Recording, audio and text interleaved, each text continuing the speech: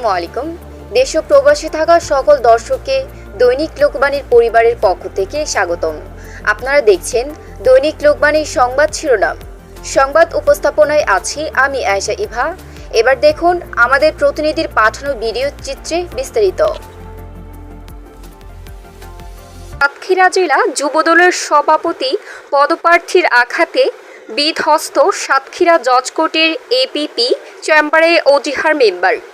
সাতক্ষীরাবাসী চিন্তিত, নিরাপত্তার অভাবে জজ কোর্টে ও সাতক্ষীরাবাসী আজকে আঘাতপ্রাপ্ত সন্ত্রাসী হামলা নির্যাতিত ও নিপীড়িত। কোথায় আর কার কাছে গেলে আজকে এ দেশের জনগণ শান্তিতে জীবন যাপন করবে, সেটা জাতির কাছে প্রশ্ন করবে কে? সাবেক কমিশনার নানকা এবং সে আগাগোড়ায় সন্ত্রাসী, সে কোনো মানুষ বলে না, ক্ষমতার পাহাড় দেখাইয়ে আমি বিচার প্রার্থী, আমি মামলার জন্য কোর্টে এসেছিলাম। গত 2 দিন আগে আমি আওয়ামী সন্ত্রাসীদের বিরুদ্ধে মামলা করেছি, সেই মামলা যাতে তুলে নেই, আমার তুলে নেওয়ার জন্য চাপ সৃষ্টি করে এবং নানটা এসে সঙ্গে ভুট্টো ছিল, নানটা এসে আমার কেন তুই মামলা করলি এই বলে আমার ব্যাপকভাবে মারধর করে। এই দেখেন তার প্রমাণ যে তুই আওয়ামী লীগের নেতাদের নামে কেন মামলা করলি, আওয়ামী লীগের যারা সন্ত্রাসীদের নামে কেন মামলা করলি এই বলে আমাকে এই দেখেন প্রচুর মারধর করেছে। এই যে এবং ওখানে ভুট্টো ছিল, ভুট্টো ঠেকাবার চেষ্টা করেছে, নানটা আমাকে আঘাত করেছে ব্যাপক।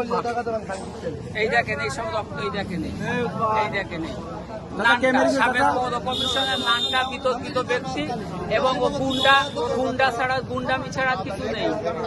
এই দেখেন এই অবস্থা এবং আমরা বিচার পাওয়ার জন্য কোর্টে আসবো, তারপরেও কোর্টে এসে আমাদের নিরাপত্তা নেই, এরকম নানটার মতো গুন্ডার জন্য। এবং কোর্টের ভিতরে আমি উকিল সাহেবের চেম্বারে অর্থাৎ বারের ডেপুটি ডেপুটি সেক্রেটারি সাহেব তুজামে ঢুকেছিলাম, তুজামের সামনে তুজাম তখন নামাজ অবস্থায় সেই রুমি ঢুকে মেরেছে একজন।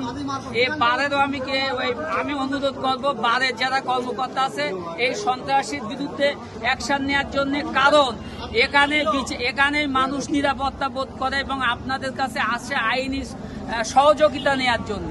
সেই আইনি সহযোগিতা নিতে এসে যদি বারের ভিতরে ফেলাইয়ে আসামিরা এসে, সন্ত্রাসীরা এসে বিচার প্রার্থীকে মেরে যায়, এইভাবে অ্যাসাল্ট করে, তাহলে এ দেশের কি অবস্থা? আমরা কোথায় যাব? কোথায় গিয়ে বিচার চাইব?